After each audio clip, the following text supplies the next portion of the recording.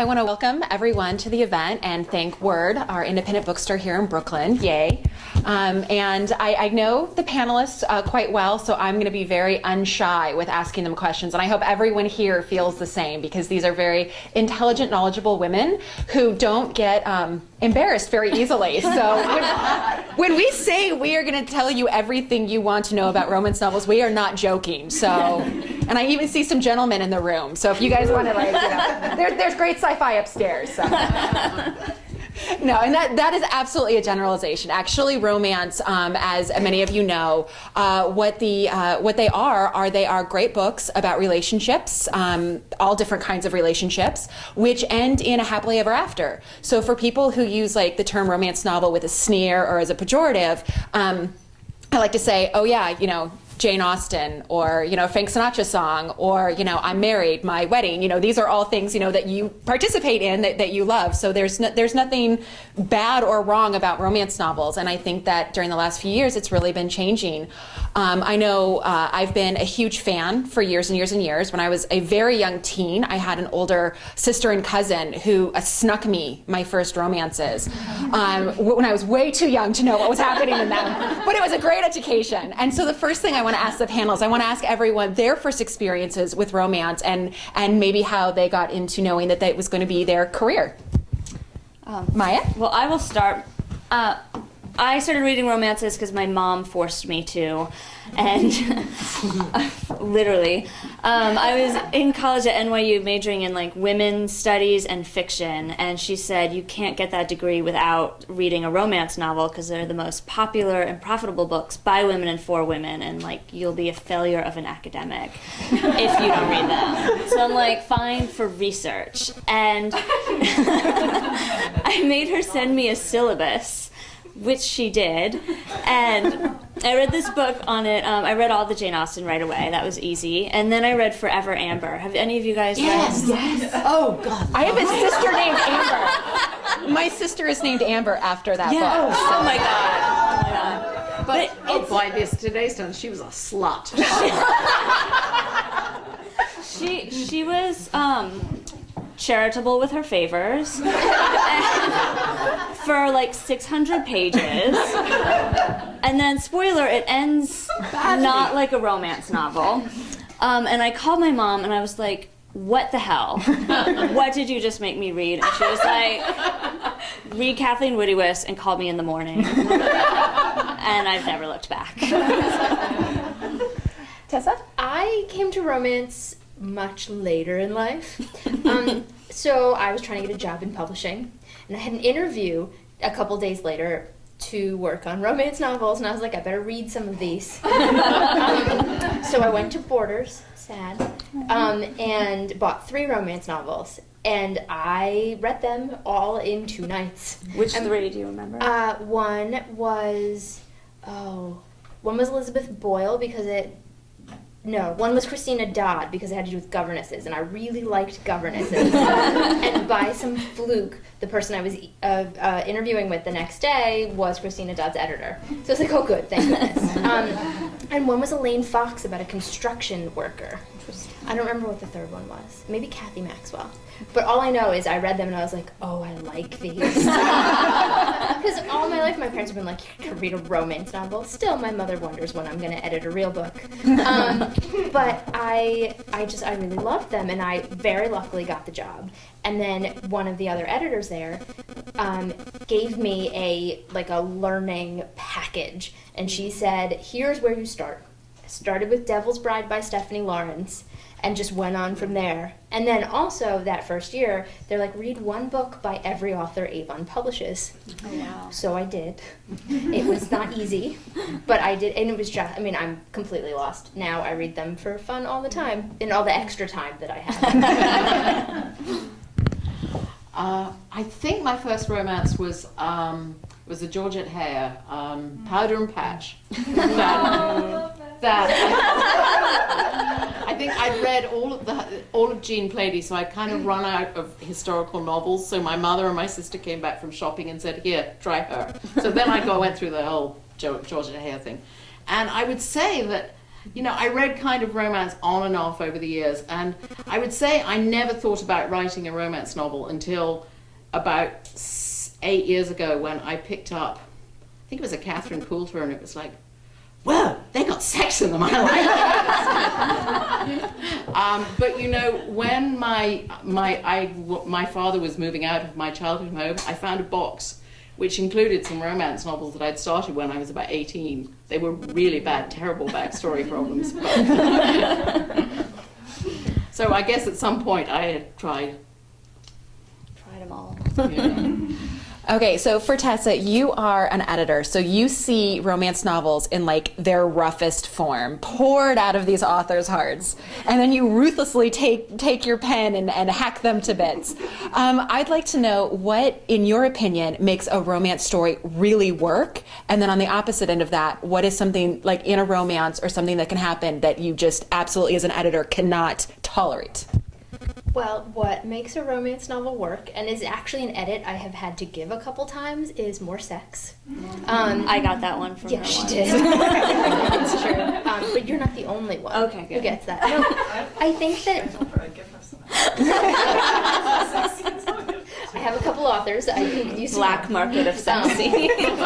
No, I think that for me it varies depending on the author, on the book, but a lot of times I'll get submissions in, and the reason I'll reject them is because it's a great idea, and there's like all this, swashbuckling and people running around and lots of crazy backstory, and maybe the Russian mob will come in, or I don't know. But it won't be about the emotion, it won't be about the relationship and about the heart of the story, and that really is what the most important thing is in a romance novel, is it has to be that love that you barely believe exists, but by the end of the book you're like, of course I can find this. That makes for some interesting life choices, but no, it's really important, I think, to have that great hero-heroine relationship, and just to see how they both develop through the course of the story. Whatever happens in the background, that to me, if that isn't there, then it's not a good story. And then the worst thing any romance writer could possibly do is not end it happily. It's not a romance novel. But I've had people try and tell me, they try. I don't let anyone dare do they? that. There's nothing, it's not like anything goes beyond the pale if there's like a crazy bedroom scene. No, that can be whatever you want. As long as it's completely legal, that's fine. And I've edited some strange things, and you get into there sometimes paranormal things that get a little weird, but there's not really anything that I've just said you absolutely cannot do that. Because if I can be convinced, then readers can be convinced. What do you think, readers? Anything that you absolutely cannot stand in a romance novel? Rape?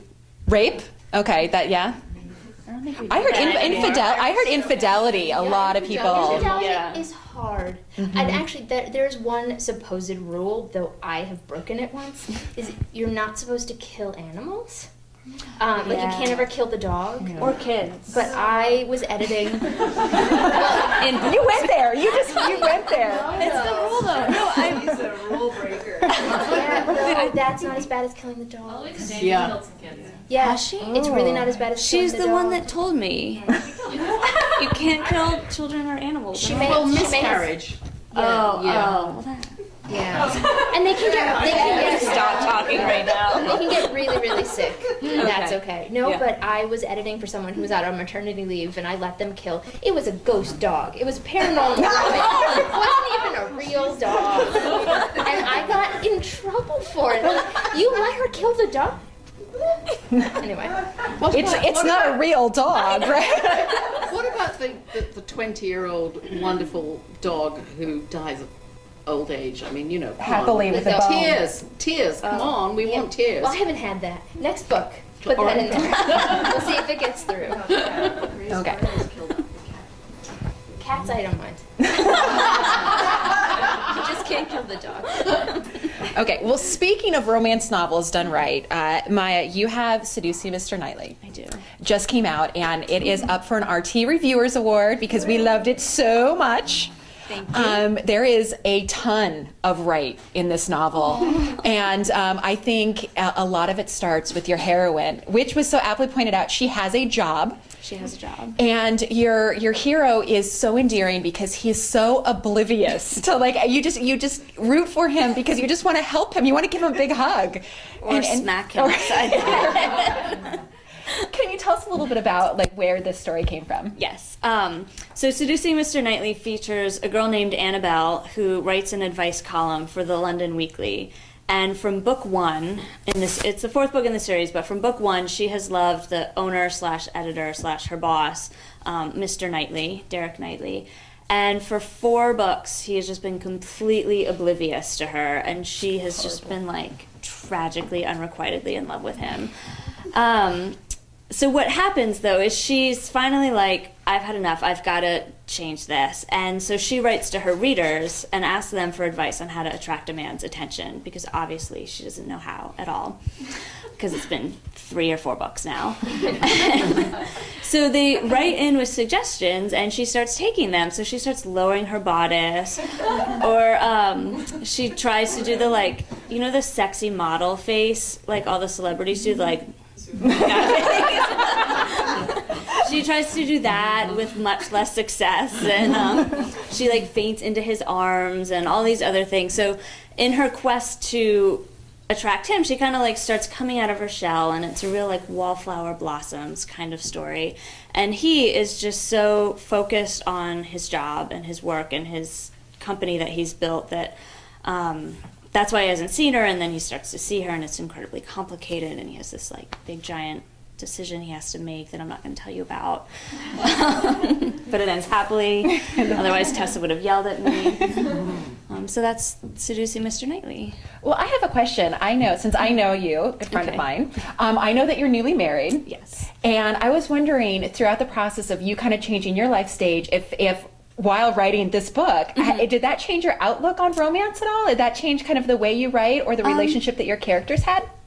Oh, that's a good question. I don't know. My husband loves to say that he is the inspiration for all of my heroes, which is really awkward for all of our friends that want to read our books.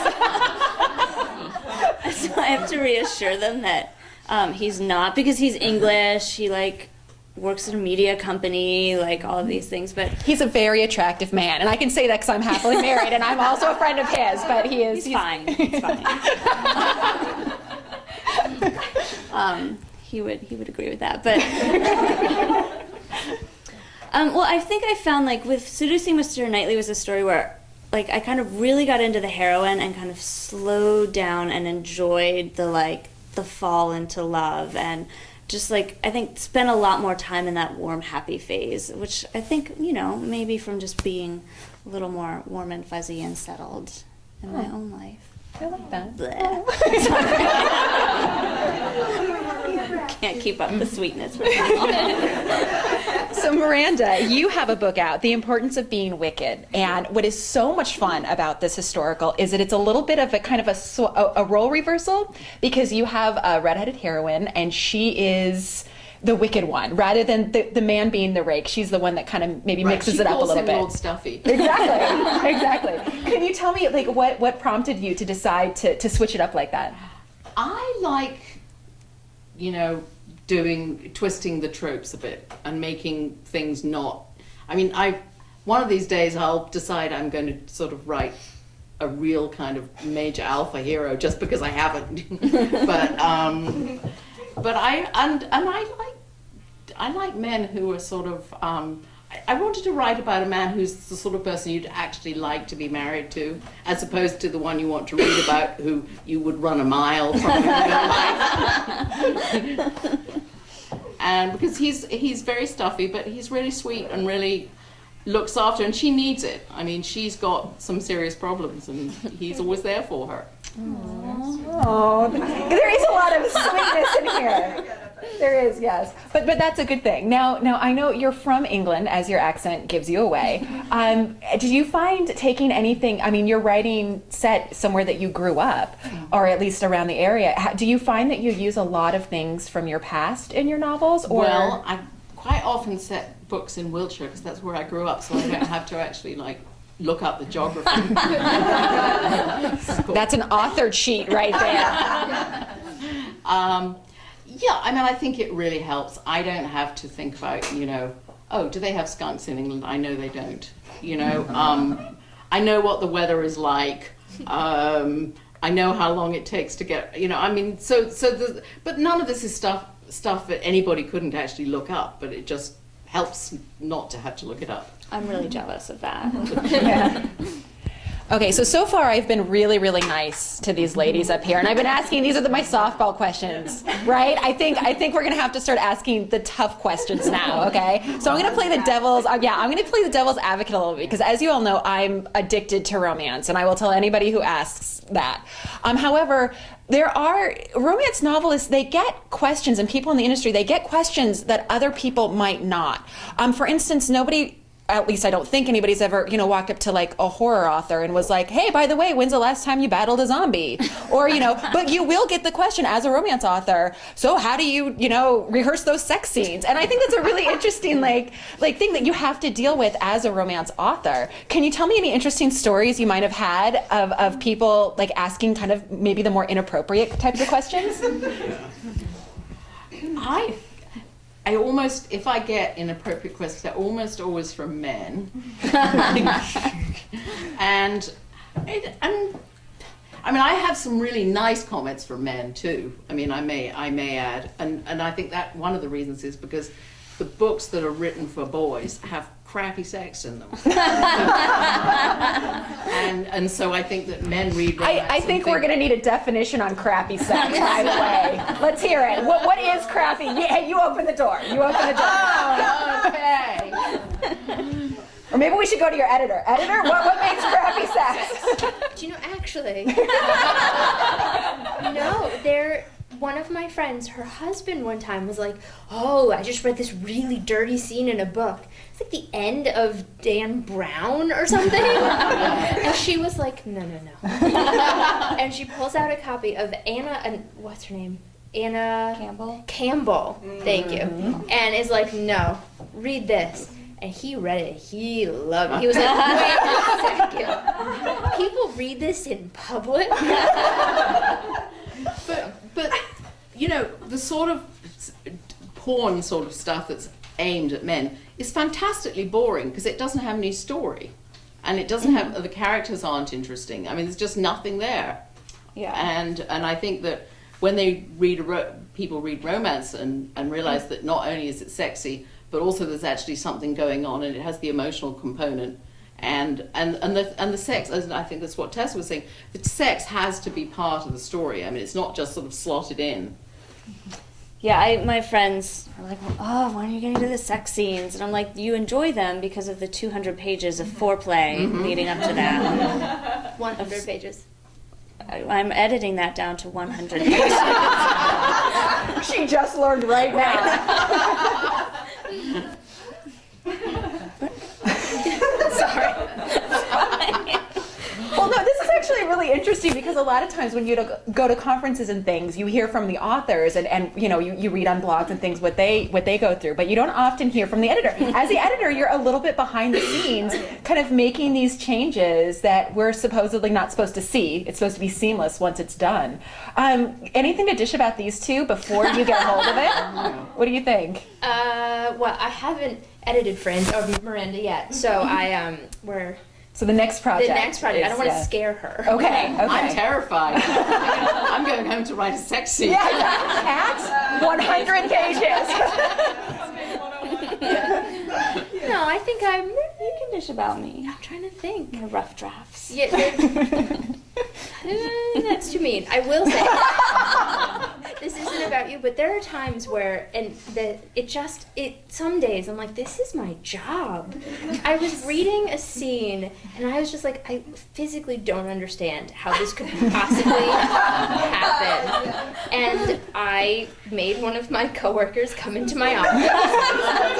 Well, no, it was a scene by a desk, and I was just like, Point to where he touched you. and I was like, I need you to just sit here while I figure this out. Like, sit on the edge of the desk, and I'm just gonna like try and imagine it in my head. And some days you just have moments where you're like, I need to and then I realized all I needed to say was, this doesn't make sense. Let's fix it. So, and I often, as I'm editing, I'll just put a lot of Post-its that have quick, immediate, like, no, and then I'll write a letter that's a little kinder. So I do have a pact with one of my coworkers that if, I ever die in the middle of editing, that they're gonna like take all the Post-its off. Oh my gosh. Yeah. I'm so scared. So now. people will show up to your funeral. Yeah, exactly. Well, that's one of the hard things about writing sex scenes, because not only are you got to sort of think about their emotions and where they are in the relationship, but it's also like, how many hands does he have? Where are they?